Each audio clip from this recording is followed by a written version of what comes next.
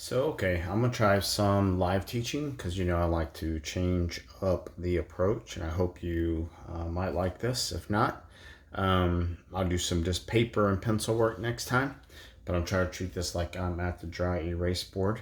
Some review stuff for us. Let's say we have the point 4, 5, and we have a slope m equals -2. And we want to create the equation of this line.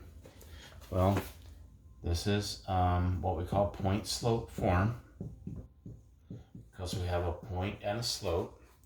That is y, which is a variable, minus y1, there's y1, will equal m, of course there's m, times x minus x1, and there's x1. Now you have this formula in your formula chart. You just have to practice. All you have to do is plug in numbers and solve. So don't forget, I gave you all a star chart that you can use, and you got to learn how to use it. So right here, this is just a variable. My bad. So we have y minus. Now, what is y1? Well, that number is 5, so this is just going to be y minus 5. That equals, here's the slope m, which is -2 times, again, this is an x variable, minus whatever x1 is, and that's 4, which is going to give us -2 times x minus 4. Now you guys know we distribute now. I want to distribute this -2. Y minus 5 equals -2x, and -2 times -4 is +8. Okay, and then all we're going to do from this point is we are going to take this -5 and we're going to add it to both sides, and that's 0, so y equals -2x plus 13. You can always put this in your calculator, and you can double check that this is the case. But if you have any questions, just get with your teacher. Let's move on to our next question. Okay. The next thing we're going to look at is, remember direct variation? Direct variation. That is where we say y equals k times x, where k is our constant of variation. Okay? Now remember, you can pause these videos if you need to, because I want to move along. If we look at y equals mx plus b, just realize that direct variation is this equation. The number at the end is obviously just a +0, right? Because there's no number there. But notice that in direct variation, the constant of variation is nothing more than the slope. Okay? So the constant of variation and the slope are identical items. Again, you can pause the video anytime you need to. So let's say you have y varies directly as x, which is the common language we're going to hear, where y equals 9 when x equals 3. Sorry, my bad. Y equals 9 when x equals 3. Okay? So, as we look at this, we just need to realize that we set up the direct variation. We set up y equals k times x. Well, I have a y, it's 9. I do not have my k, times I have an x, which is 3. Well, look what happens here. If I can divide both sides by 3, I find out that k equals 3. this is where somehow y'all struggle a little bit. One of the first things we're always supposed to do is then rewrite this equation, but we just replace, the k with the direct variation. However, on this question, we are going to ask you, what is the slope? What is the slope with this situation? And the slope with this situation is whatever k is, because I just showed you they're the same thing. In this case, the slope would be 3. All right? Again, if it seems fast, you are allowed to stop the videotape, y'all. Let's see. All right, I'm going to give you something like this and tell you I have 4x minus 5y equals 15. And I just want you to find the slope. Okay? Remember the slope, we need to have y equals mx plus b. We want y equals, and when we can get y right here by itself, then whatever's in front of the m will be our slope. Now, there are some shortcuts to this. I'll show you that in just a minute, but what you want to see here is, let me get rid of this. I want to get y by itself. This -5 is the last thing I can move.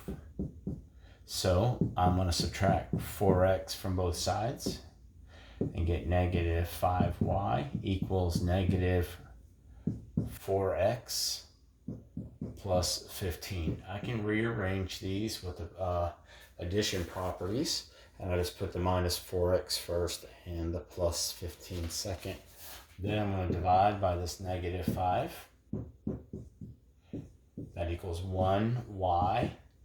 Negative and negative makes a positive 4/5 x.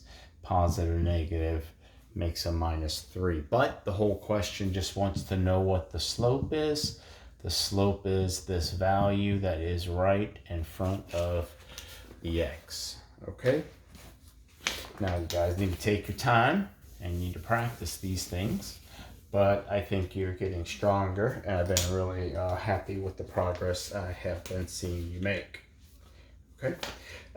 This is the kind of problem where we're just going to set the problem up.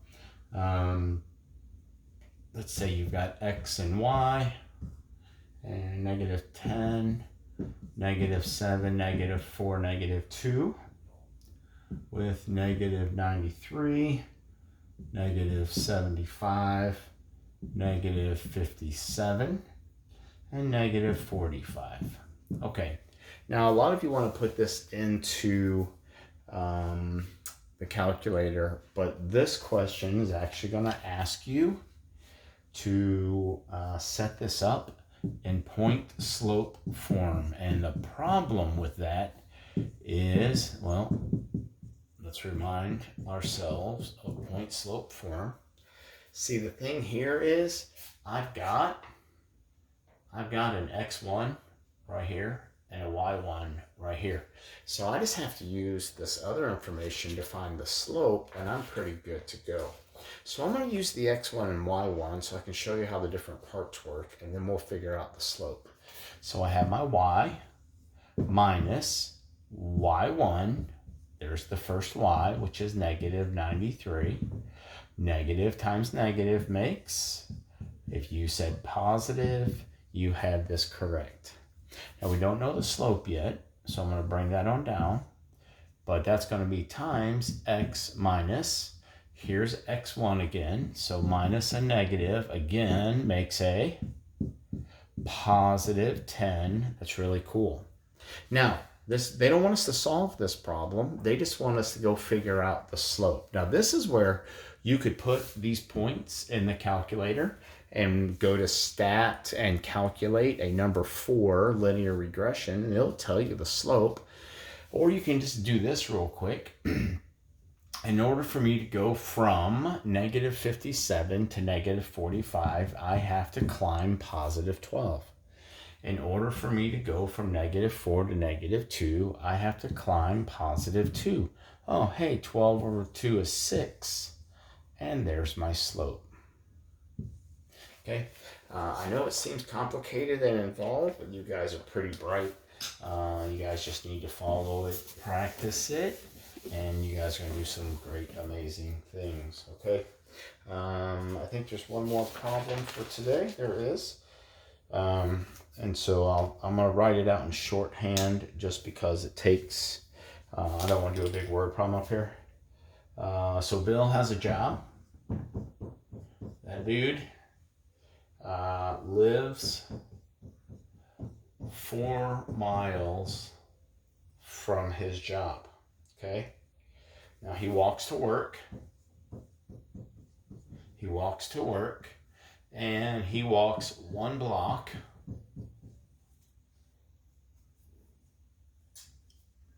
every 120 seconds. Yes, I know it's 2 minutes, but I'm just going to give it to you in seconds. Okay? All right. Let's say each block is 360 feet long. So every block he is dealing with is 360 feet long. Okay? So we want to know in feet per second what the rate of change is. Now, here's the thing, right? If you can remember that feet per second looks like this, then we just have to take the feet they gave us over the number of seconds they gave us and find out that he's traveling 3 feet per second. And boom, just like that, and that easy. Just slow down and read the words and you'll see that you have everything you need for this simple word problem. Okay, that's the end of this video. Hey, you guys keep working hard. Sorry I am quarantined again. My wife is getting over positive COVID, but she's still having some cough and stuff. And I just want you to know I miss you guys, and I'll be back soon.